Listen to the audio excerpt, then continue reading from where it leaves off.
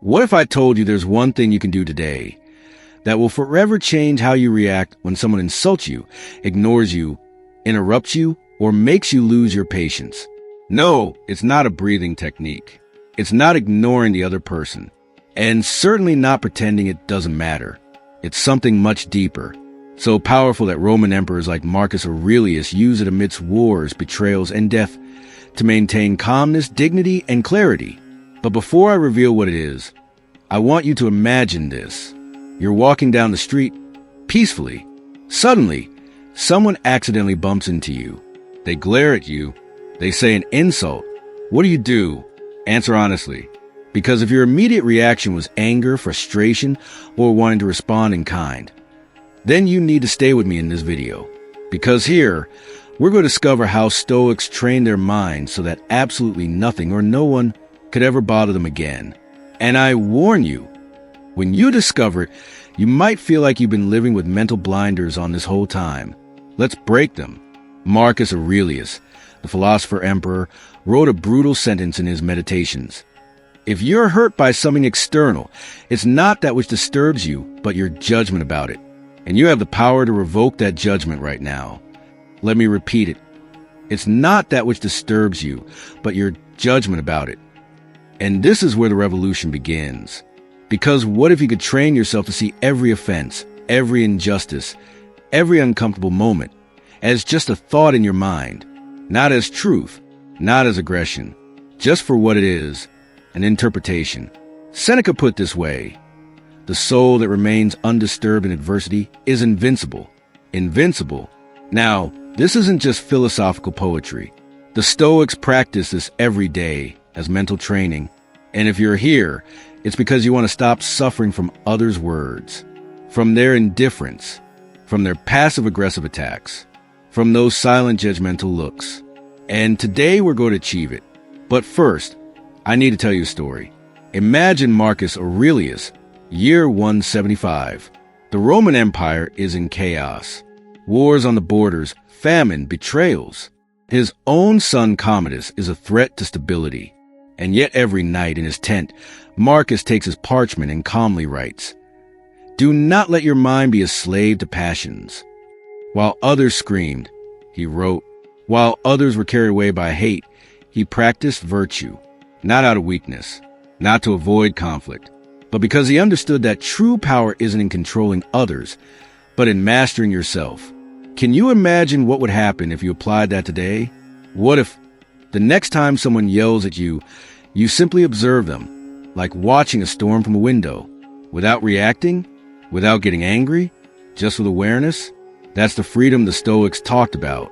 And now we're going to understand how to train for it.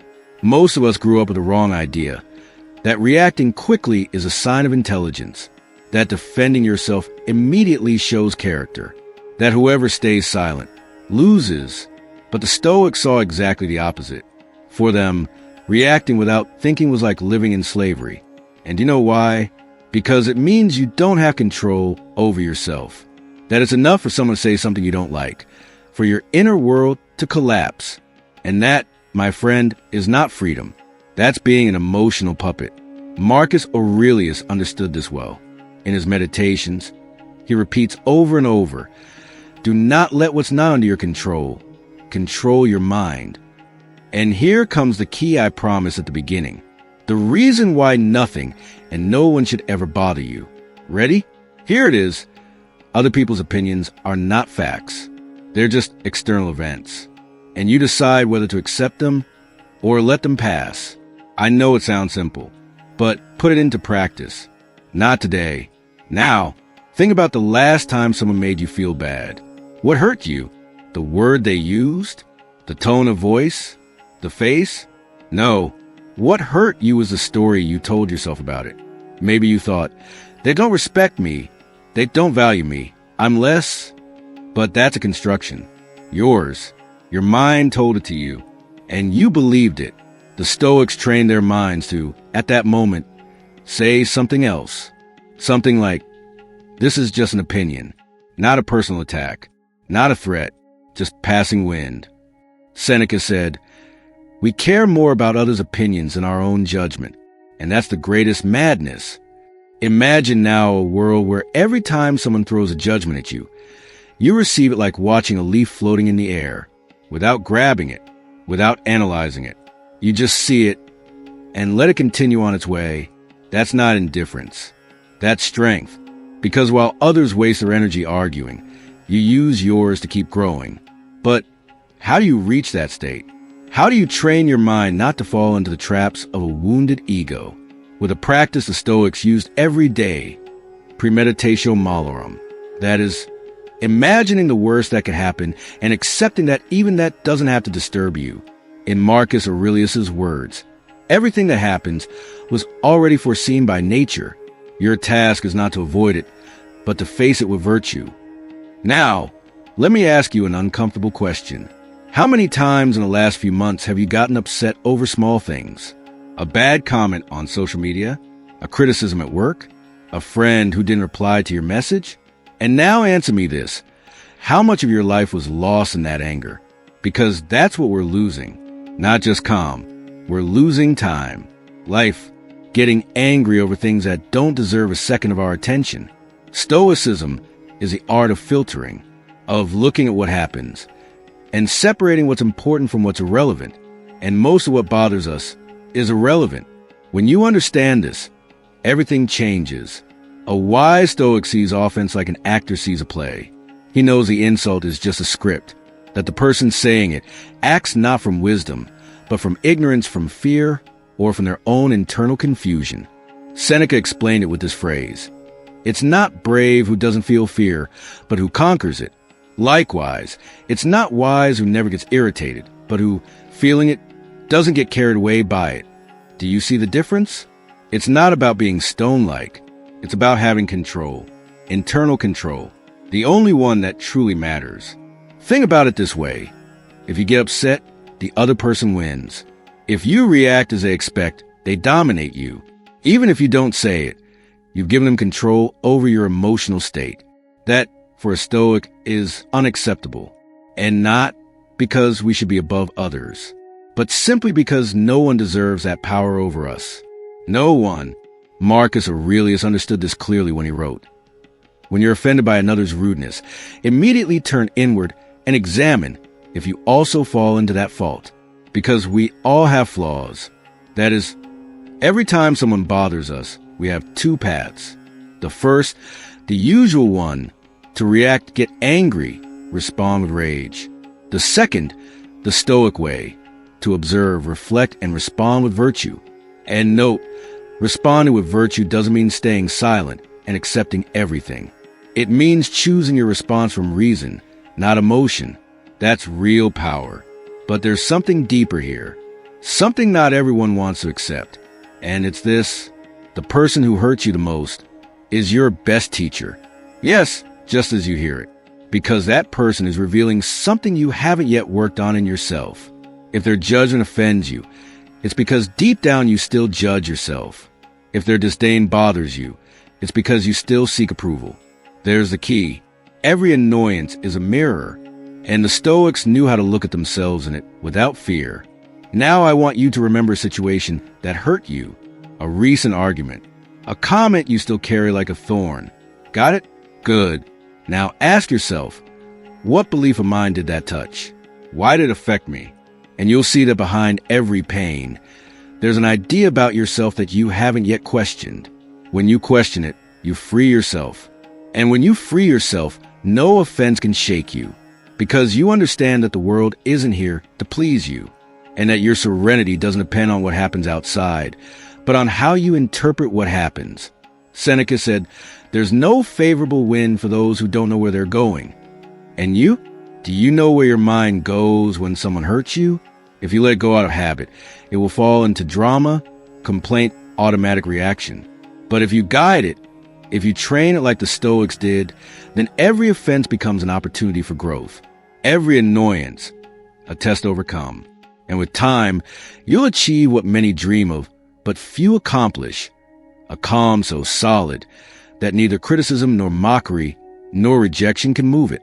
But let's not fool ourselves. This isn't a change that happens overnight. Marcus Aurelius knew this. That's why he wrote his reflections as daily reminders. not to teach others, but to remind himself how he wanted to live. Every day, he said, you'll have to face annoying, unfair, selfish people.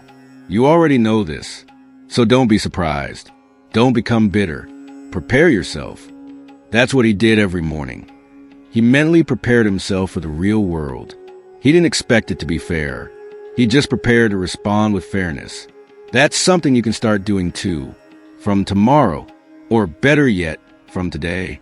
When you go out on the street, when you connect to the internet, when you talk to someone, repeat to yourself, today I'll encounter someone who will interrupt me, criticize me, not understand me, but I nonetheless will maintain my calm. That's the muscle we're training, the one of emotional stability. Seneca put it even more clearly. Nothing is lost with calmness. Everything is gained with it. And here's a very powerful detail. You're not practicing this to be admired. You're not doing it so others will say, wow, how calm you are. You do it for yourself, for your mental health, for your inner freedom. Because every time you react without thinking, you distance yourself from yourself. But every time you choose your response, you're building your character. Now I want to propose a small exercise. And I warn you, it might be uncomfortable. The next time someone bothers you, and it will happen, no doubt, don't respond. Just observe, breathe, and ask yourself, what am I feeling? And what am I thinking about what's happening? And then choose. Choose your reaction, even if it's silence. Do it just once, and then again, and you'll see how, little by little, you become stronger. Not for what you do, but for what you decide not to do. Not for what you say, but for what you choose not to say. That's the practice of Stoicism, not an abstract philosophy, but a daily tool. And the most beautiful thing is that when you stop reacting, when you stop letting yourself be carried away, something incredible happens. Others begin to change too, because your calm becomes a mirror for them, an invisible but firm boundary, a silent demonstration that they no longer control you, that they no longer have power over you, and that's something no one can take away from you. You become a rock in the middle of the river. The water flows, the current passes, but you remain, and that, dear friend, is more valuable than 1,000 arguments. But maybe you're thinking, that sounds good, but what if I'm really hurt? What if someone betrays me, fails me, humiliates me in public? That's where true stoicism comes in. Not for easy situations, but for moments when everything inside you screams. Defend yourself. Scream. Make yourself respected. And right there is where you choose not to react. Not because you're weak, but because you have mastery. Because you know that if you respond from emotion, you lose yourself. But if you respond from reason, you rise above the situation. Seneca put it harshly. The greatest punishment for who offends you is that you don't lower yourself to their level. You're not here to prove your worth with empty words or momentary impulses. You're here to build an invulnerable soul, and that's only achieved through practice. Just as an athlete trains their body every day, you must train your mind, not to become cold, but to become free, because that's what's at stake here, your freedom.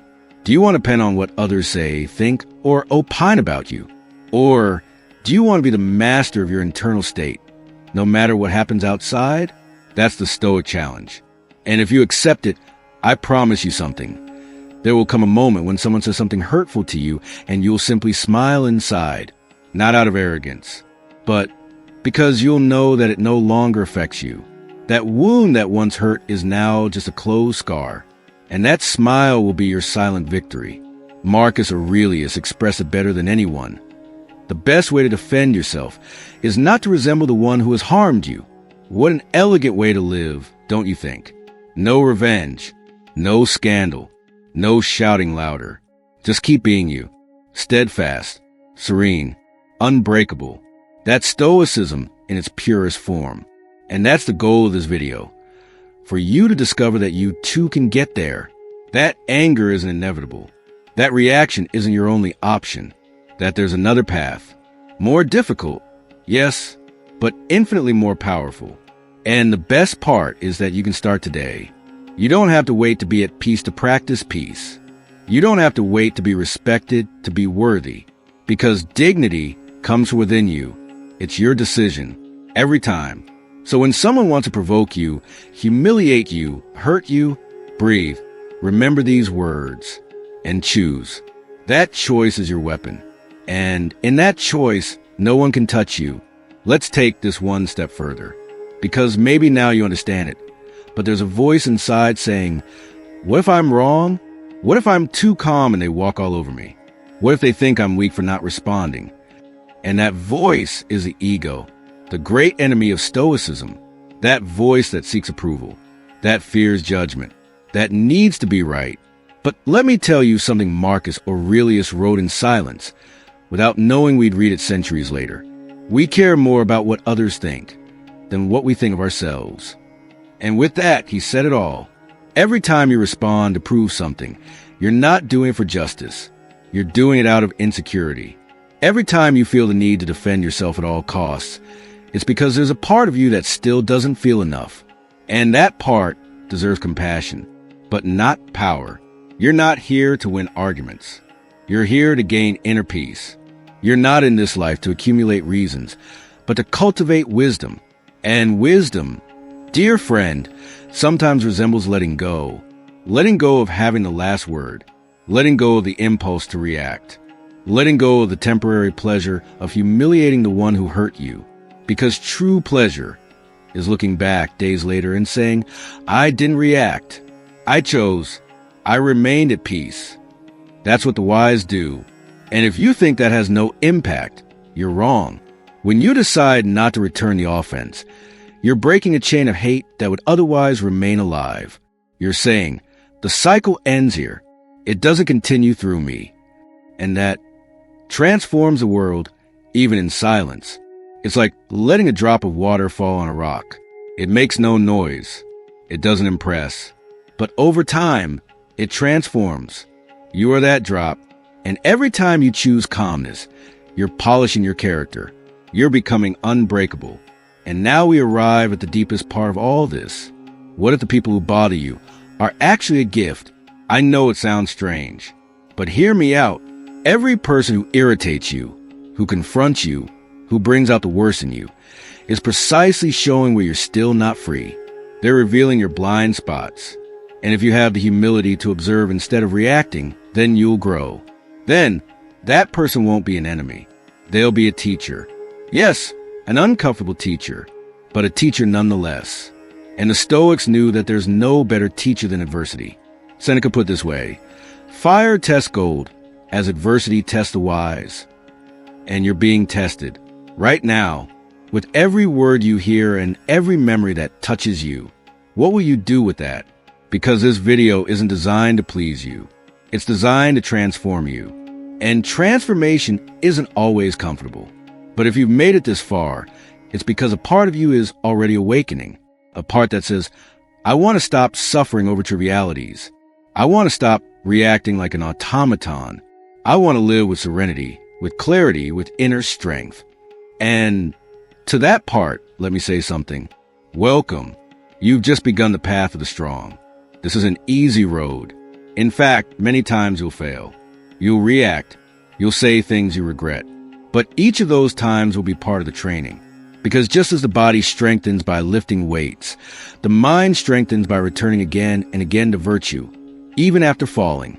And that, for the Stoics, isn't weakness. It's practice. Marcus Aurelius wrote with brutal honesty, I fall, but I rise. And in rising, I'm stronger. It's not perfection we seek. It's discipline. And above all, awareness. Awareness that every thought is a choice. Every reaction, an opportunity. Every word we don't say, an act of inner power. And in this world, so noisy, so reactive, so quick to judge, the Stoic walks in silence with steadfastness, without depending on others' approval, without fearing rejection, because they've understood something essential, that the real battle is fought inside. And if you win there, everything else is noise. Seneca leaves us a legacy that today makes more sense than ever. The wise person is not invulnerable to pain, but they do not become enslaved by it. So yes, There will be days when someone manages to touch a wound, when a word hurts you, when a criticism shakes you. But that's where you'll remember what you learned today, that nothing and no one can bother you if you don't give them that power. And that, my dear friend, is true freedom. It's not about escaping chaos. It's about remaining at peace within it. It's not about avoiding conflicts. It's about responding with virtue when they arrive. It's not about changing the world. It's about not letting the world change you. And with that, we've reached the end. But this isn't the end of this video. It's the beginning of a new way of being in the world. So now I leave you with a choice. You can keep browsing YouTube. You can go watch another video. Or you can stay silent for a moment and ask yourself, what will I do the next time someone tries to throw me off center? Will I react? Or will I remember what I learned today? If you choose the latter, congratulations. You've just taken a step toward a life where you're no longer a slave to your emotions. You've just entered under the Stoic sky. And if this video helped you, if it made you reflect, if it made you feel stronger, then share it with someone who needs to hear it. Subscribe. Because here, every week, we train our minds as a Roman emperor would have. And always remember this. Calmness is your superpower.